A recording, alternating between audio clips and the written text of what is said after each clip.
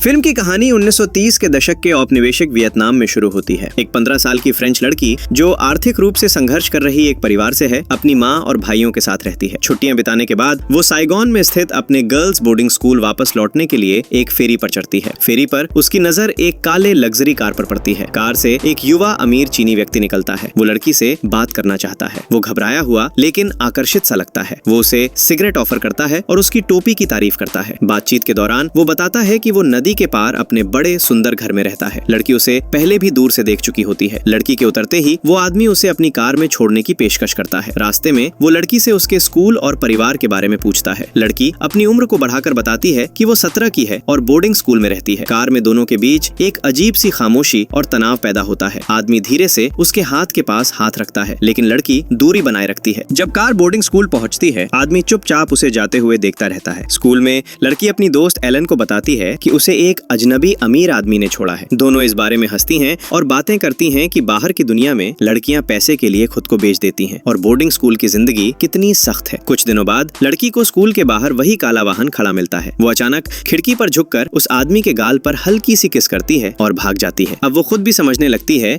कि उसके अंदर एक अनजान उत्सुकता पैदा हो गई है। कई दिनों तक वो बेचैन रहती है। कुछ दिन बाद बोर्डिंग स्कूल की छुट्टी होती है और वो बाहर निकलकर बेझिझक उस कार में बैठ जाती है। आदमी उसे अपनी एक अलग अपार्टमेंट जैसी जगह ले जाता है, जिसे स्थानीय लोग बैचलर का घर कहते हैं। ऐसी जगह जहां अमीर पुरुष अपनी प्रेमिकाओं से मिलते हैं। यहाँ दोनों की मुलाकातें बढ़ती हैं। दोनों के बीच अब रिश्ता निजी और भावनात्मक हो जाता है। आदमी अक्सर कहता है कि वो लड़की से प्यार करने से डरता है। लड़की उसे कहती है कि वो प्यार की चिंता ना करे, जो भी रिश्तों में वो करता रहा है वही करे। लेकिन दोनों अब एक दूसरे के लिए धीरे धीरे जरूरी बनने लगते हैं। लड़की घर छुट्टियों में पहुंचती है तो उसका परिवार शक करने लगता है। उसकी माँ को बोर्डिंग स्कूल से एक संदेश मिलता है कि लड़की कई रातें हॉस्टल में नहीं रुकी। भाई उसे डांटते हैं। वो बहाने बनाती है और कहती है कि गर्मी थी और हॉस्टल में पंखे नहीं चल रहे थे। कुछ समय बाद उसकी माँ उसे उस अमीर आदमी से मिलाती है। असल में माँ जानना चाहती है कि वो कौन है। परिवार के लोग उसके पैसे देखकर हैरान होते हैं, खासकर भाई जो उसकी जेब से निकले मोटे बटुए को देखकर लालची हो जाता है। क्लब में खाना खाते समय भाई जानबूझकर उस आदमी को भड़काता है, जबकि माँ शर्मिंदा होती रहती है। खाना खत्म होने के बाद लड़की और वो चीनी युवक फिर मिलते हैं और अपने रिश्ते में वही घनिष्ठता फिर से पा लेते हैं। अब वे लगभग रोज मिलते हैं। लड़की अपनी सहेली को सब कुछ बताती रहती है। स्कूल में हालांकि उसके बारे में अफवाहें फैल जाती हैं। उसे लगता है कि उसके साथ पढ़ने वाली लड़कियां उसे बुरा समझने लगी हैं। वो अपने मन में भारीपन महसूस करती है।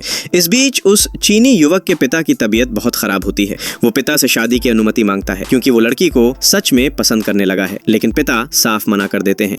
उनके मुताबिक वो पहले ही एक अमीर चीनी परिवार की लड़की से शादी के लिए तय हो चुका है और वो किसी विदेशी, खासकर फ्रेंच लड़की से शादी नहीं कर सकता। आदमी ये बात लड़की को बताता है। लड़की कड़वी आवाज में कहती है कि उसे फर्क नहीं पड़ता क्योंकि असल में वो उससे प्यार नहीं करती। वो जानती है कि ग्रेजुएशन के बाद वो अपने देश लौट जाएगी। कुछ दिन बाद लड़की अपनी माँ के साथ रहती है, जहाँ उसका बड़ा भाई उसकी चीजें टटोलकर उसे परेशान करता है। परिवार का माहौल समस्याओं और पैसों की तंगी से भरा है। इसी बीच उसकी माँ इस रिश्ते से मिलने वाले पैसों का उपयोग करती है और बोर्डिंग स्कूल को सूचित करती है कि लड़की कभी कभी स्कूल में नहीं रुकेगी। युवक को जब पता लगता है कि लड़की कह रही है कि वो उसे प्यार नहीं करती, तो वो बहुत टूट जाता है। वो अफीम का सहारा लेने लगता है। उसकी शादी का दिन नजदीक आ रहा है। लड़की उसे आखिरी बार मिलने का वादा करती है। शादी के बाद लड़की अपने घर लौटती है और जानती है कि वह चीनी युवक उनके लिए अच्छे काम कर गया। उसने उनके परिवार के कर्ज चुका दिए और उनके फ्रांस लौटने का खर्च भी दिया। लड़की साइगोन जाती है और उसकी खाली बैचलर वाली अपार्टमेंट में घंटों बैठी रहती है, लेकिन वह नहीं आता। वह चुपचाप लौट आती है। फिर आता है वह दिन जब उसका परिवार फ्रांस वापस जाना होता है। जहाज पर खड़ी लड़की आखिरी बार काला वाहन देखती है, धुंधला पर पहचान में आता हुआ। शायद वह वही था। वह देखती रहती है जब तक कार ओझल नहीं हो जाती। रात को वह किसी के बजाए गए वॉल्ट्स को सुनते हुए रो देती है। उसे एहसास होता है कि वह उससे सच में प्यार करती थी, पहली बार और शायद आखिरी बार। कई वर्षों बाद पेरिस में एक फोन आता है। वह चीनी युवक था। वह अपनी पत्नी के साथ पेरिस आया हुआ है। उसकी आवाज कांपती है। वह कहता है, मैं तुम्हें अब भी प्यार करता हूँ, हमेशा करता रहूंगा, बिल्कुल पहले दिन जैसा। यही कहानी खत्म होती है। वीडियो अच्छा लगा हो तो लाइक और चैनल को सब्सक्राइब करना ना भूले।